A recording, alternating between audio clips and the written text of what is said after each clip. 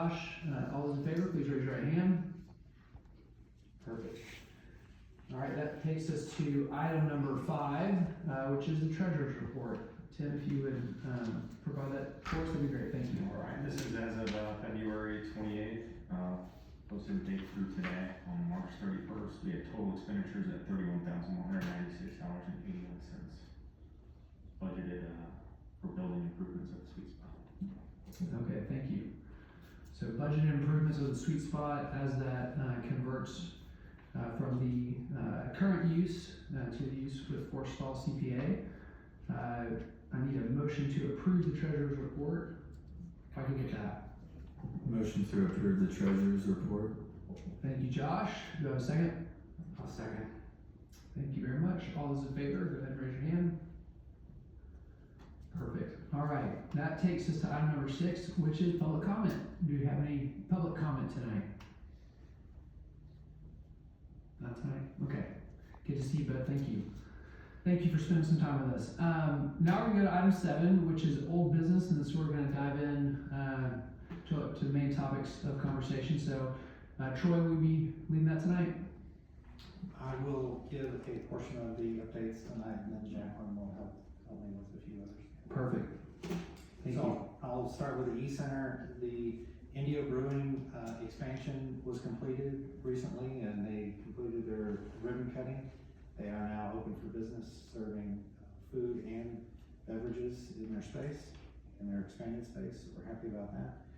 We also have a few updates for the e-center to cover an executive session related to some leases that we will be presenting to you at a later date.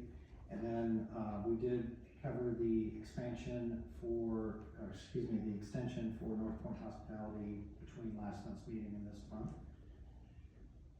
And I think that's all I've got for the e-center. Perfect. Thank you, Troy. Team, any questions or comments on the e-center from commercial development, theater, recreation? We don't have to rush it. I'm happy to get everybody that, because sometimes we go through this quickly. Is the floor all done at the gym? It is open, yes.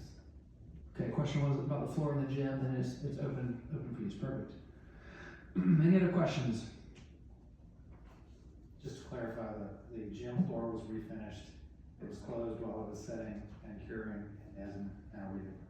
And we do that every 3 to 5 years or so. Perfect. All right, seeing no other questions from the board, we'll move to B, which is the Lyric Sugar Hill, formerly known as Solus, where we'll talk through the mixed use and the parking deck. Okay, I'll take that one as well. The DDA had approved a lease with Sugarcoat Beauty Bar, I believe is the name of it. They have submitted their plans, so I have seen those. It's a pretty nice layout. Happy to share that via email if you'd like to see the layout. It's not that intriguing necessarily, but they are getting ready to get started as soon as they get permits. So they've just started the permitting process, so it may be a month or 6 weeks before they can actually start some construction. We did place some window clings up last year, and they're not permanent because we were anticipating leasing the spaces out. So we are going to freshen those up and take the ones down that are falling down. So you will see some of the empty spaces until we get those back up and covered. So that would be for the space next to Starbucks on a temporary basis, and then the one next to the opening to the parking deck. That probably is going to be a more permanent application just until we know what tenant is going to go into that space. Awesome, thank you, Troy. Team, any questions about Lyric? Do we have any plans to put, I already talked to Paul about this, I think. Do you have any plans to put any trash cans over in that area? Yes, we do, and I would like to maybe ask Jacqueline to describe some interim plans we have for the space between the streetscape and the parking deck, which would be inclusive of trash cans and other things. Yes, we're planning some pop-up activation in that area of the breezeway, so, trash cans will be a part of the furniture that we're gonna get over there too. You want me to share more? Describe pop-up activation. The in pop-ups more will detail. include different vendors for consistent nights of the week, so that we can draw folks on Temple Drive. And also provide some F&E furniture Yes. fixtures, just so people can get their pliables and go sit in a shaded area and Yeah. eat and enjoy whatever else they want to purchase. Awesome. And for the broader group, I think everybody in here knows what we're talking about, but just for the broader group, this is the area to the left of the last main leasable space that we have. Is to cut through to the parking deck, just orienting everybody to where we're talking about. Good stuff. More of a comment than a question, but I have heard from more of the community members that the signage has helped with the parking deck. Troy, I know that, first step is obviously building, and second step is helping people get there. And so I've gotten some good feedback of, being able to use that parking. And I think initially, even when it was built, folks felt like there wasn't adequate parking, and a lot of it was just knowing that was free, available, and accessible to them to use. So I've got some good feedback on that. So I just wanted to share that with the broader group. Other questions for Lyric? And again, that could be August 1 Starbucks, that whole section.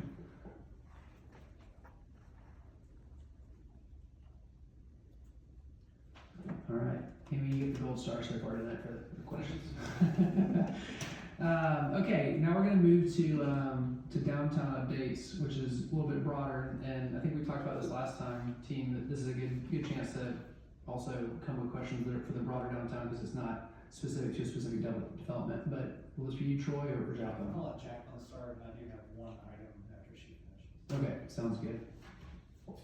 We celebrated the city's 87th birthday this past week, last Tuesday, so thank you so much to everybody that was able to come out and celebrate with us. It was actually our largest turnout in years. We ran out of stuff within like 10-15 minutes, which is a good problem to have, but we will be planning to order more and share out soon so that people can pick that up. Troy already mentioned that we are working on some activations with vendors on the Temple Drive and Lyric property, so we'll share more updates as we move forward with that, with getting furniture and solidifying the vendors for that. We have an official date for August 1's grand opening. It will be on April 25th at noon. I'll send an official email to DDA, council, and the mayor. They are doing a weekend-long event of things to celebrate starting that Friday. The ribbon cutting will be Saturday, and then Sunday they'll be doing a UGA day. And I'll send more details in email with that. I know I got questions too about Southern Sanctum and the old distillery. They're moving along. They should have submitted all of their permitting so far last Friday. So he's in that process. There's a few things he needs to get approved for that. But right now he's aiming for an early May opening with his soft opening. And I'll keep you updated as he provides updates. And I'll pass it back to Troy. Sorry, I wasn't listening carefully. Did you mention Forrestal? No, I didn't. We did have Forrestal officially move into the old sweet spot. So they moved in this past Wednesday. I'm working with them to solidify their grand opening. They haven't solidified a date. They wanted to get settled first. But they're officially moved in and already getting involved in the community at the E-Center. I was just gonna mention, you may have seen the planning and zoning sign out front, so the office mixed-use building proposed next to City Hall is in for design review. So that's coming up in the April council agenda. So if you go to the interactive development map on the city's planning website page, you can look and pull up the information that has been provided for that particular project.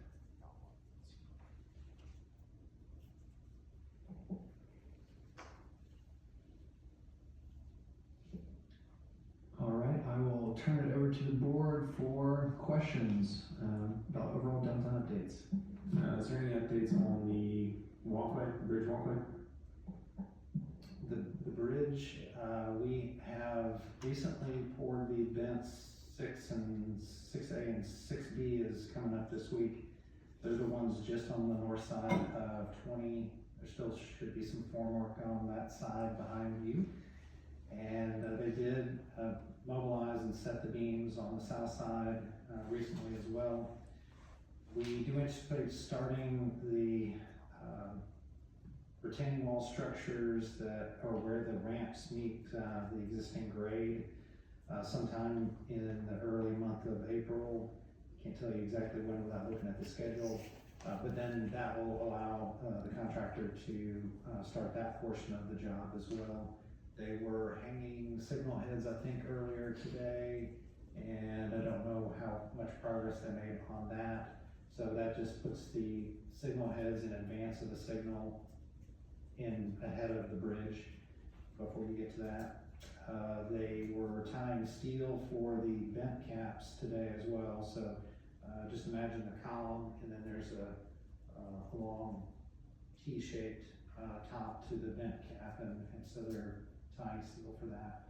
So I think we got a significant amount of questions over maybe the month of February and March, maybe even into January about, what's happening.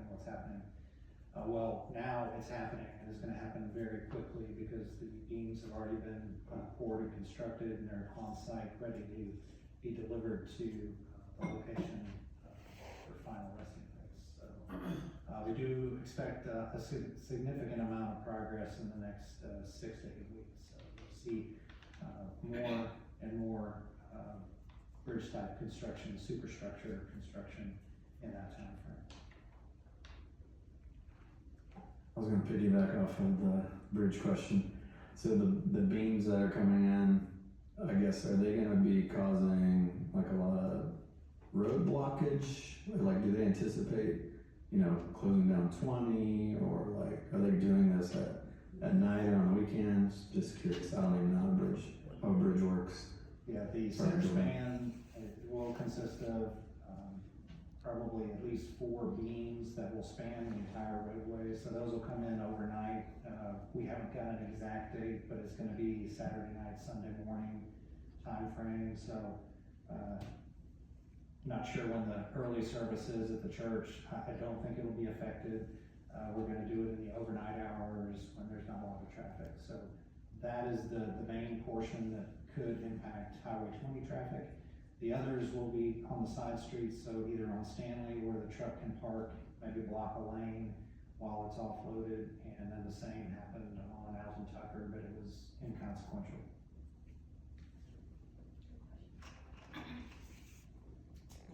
Has there been any kind of update on the Atlas parking for the public? We finished our improvements to the Atlas lot. We haven't inspected it to make sure we're comfortable that it can survive tripping hazard audit kind of experience. So, and until we get to that stage, we're not really ready to open it up to the general public necessarily, but I don't think we're far from that. So the fence has gone up. Access to and from the location are things that we'll be checking to make sure it's okay. Right now we are parking city vehicles over there. We are probably going to be moving some of the other city staff and city vehicles to that location eventually. So a lot of the city parking that is taken up over here maybe will be moved out there. Okay. How many public spaces will there be, or are we ready to discuss that? There are 50 parking spaces in the Atlas parking lot. So potentially could be 25 to the general public at some point in the future. Great questions. Any other questions? At 10. Is there plans for the farmer's market? I know we're getting warm. When are we going to do that? Do you know when it starts? It should be returning in like May or June. The information for that is on the website for the big calendar that we released.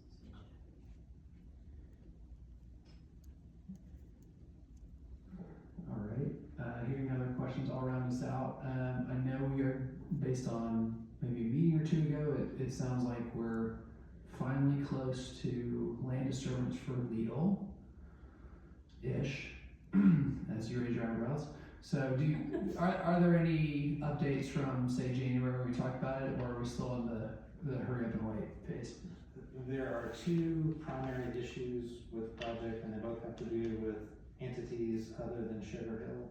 Unfortunately, Gwinnett County DOT manages the right-of-way for Sycamore.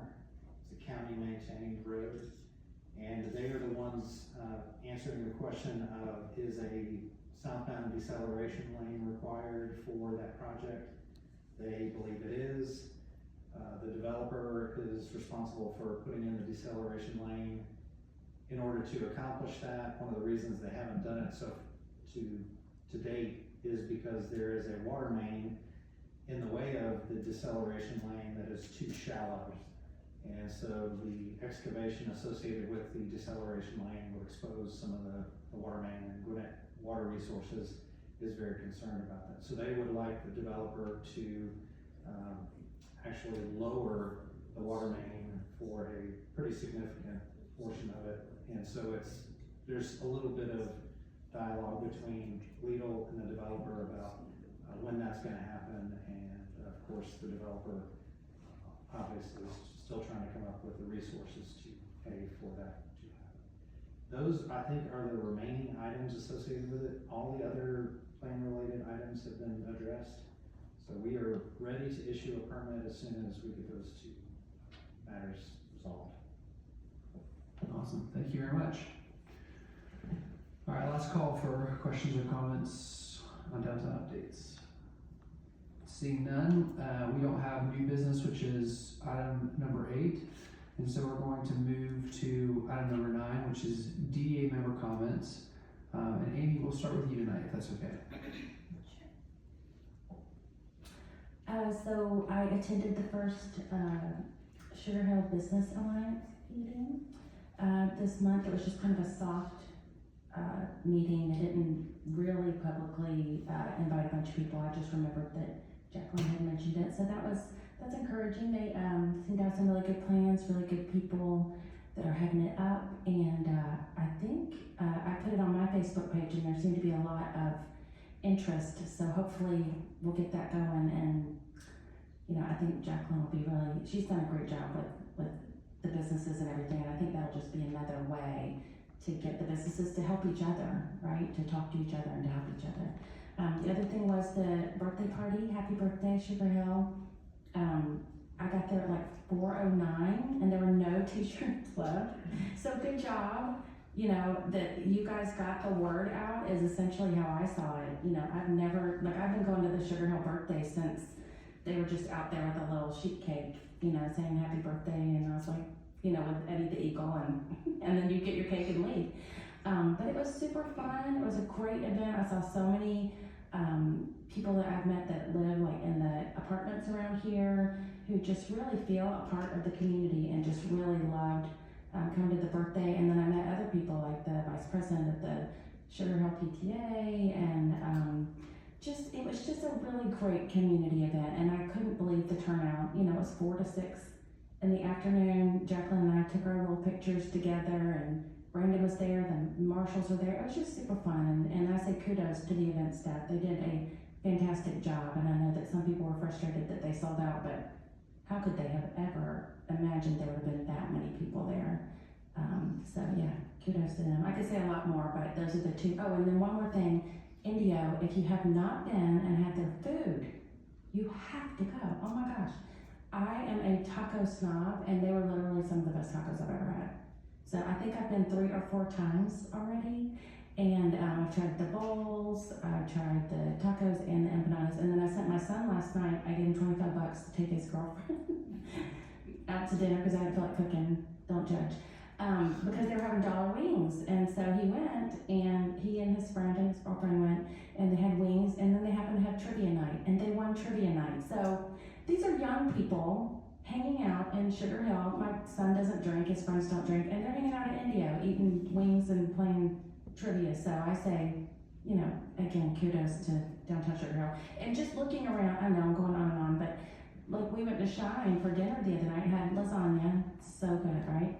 I mean, it's like the best bargain in town. It's $14 and it literally makes 2 meals because they give you lasagna, salad, bread. I took it home thinking I was going to have it the next day, but again, I have sons at home and of course that didn't happen. But just looking around, it was hopping. We saw families. I saw kids kicking soccer balls on the promenade. I mean, it's just, there's some people who don't come downtown who literally, I'm going to try to keep this positive. If you come downtown and you spend time downtown, you can see what we're doing is working. And, I couldn't be prouder of our little city. Thanks, Amy. And if it makes you feel any better, I was out of town for work on a birthday party, and my wife got a shirt, and she said, "Good luck, this is mine." So I also did not get a shirt, so it's okay. We'll make the second shirts. Jonathan. Thank you, Amy, for sharing all that. I get excited just hearing you share that, and a lot of the stuff I kind of keep up to date with downtown because I'm kind of in my own little bubble sometimes in the East Center is actually through your social media, so thank you. It's good to be back. I know I was kind of MIA for the beginning of the year with a newborn, but again, kind of to piggyback off what Amy said, just super excited all the time about the progress. Again, kind of in my own bubble, but I do have the benefit of hearing what our development is doing for our community through the patients that I see. I have a patient who is passionate about barbecue and was looking for a job closer to home, and he's now going to be working at August Wine. So yeah, I think that's awesome. And then just really looking forward to the growth of the city. I had a patient who attended the Business Alliance. He has a business down in Sugar Hill Corners area by the Publix, and he said it was great, and he encouraged me to join too, and once I have my associate, I think I'll find some time to do that. So yeah, I just wanted to piggyback off of all that positive energy. Thank you. Awesome. And again, we're so excited for you guys. As parents, this is the hard. They're all different, hard for different reasons, but the sleepless season is tough. So we're glad you're carving some time out for us. Josh, go to you. Yeah, congrats to NDO Brew for sure. Good food. Enjoyed the ribbon cutting. Thanks to Mason for getting the cleanup crew together for our downtown cleanup, and it was great to see, for me, all the North Gwinnett students show up, but also Lanier. So that was a fun time. My kids loved it, just like they always do. Finding all the trash and showing me all the trash. Look what I found, Dad. So it's always a good time. Looking forward to the bowl lineup for this year and everything that brings. And then happy Easter. Looking forward to spring break, slowing it down a little bit. We're not going anywhere, which we're still excited because of this downtown. We can do so many things together. So, real excited about this coming week. Awesome. Thanks, Josh. Tim? No comments. No comments. Okay. Awesome. So we've got a few things. On India specifically, I would just say, as a family with 4 kids right now, it's expensive to feed a family. So yeah, $1 wings on Monday, $2 tacos on Tuesday. That's all I'll say. And whatever that other thing is. It's good. It's like chorizo and Never had it. okay. But yeah, my wife and I had a nice, inexpensive lunch date over there the other day. It was good. So a couple other things. Yesterday I got to chaperone one of our Sugar Hill field trips, and if you're not aware, all across the Lanier cluster, North Gwinnett does as well, but Lanier has really kind of like taken the lead at tying this into the different standards for the different grades.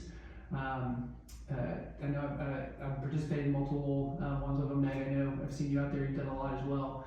Thank you for doing that. But we had 4th graders yesterday, and it's really been neat to see the evolution of the downtown, but also the evolution of the field trips. They have become more and more interactive for the kids. The engagement I've seen has become just great. And so somehow in, I think about 3 hours time, we squeezed in a civics and local government lesson with the mayor. We went to the History Museum where they did a really fun scavenger hunt in the History Museum.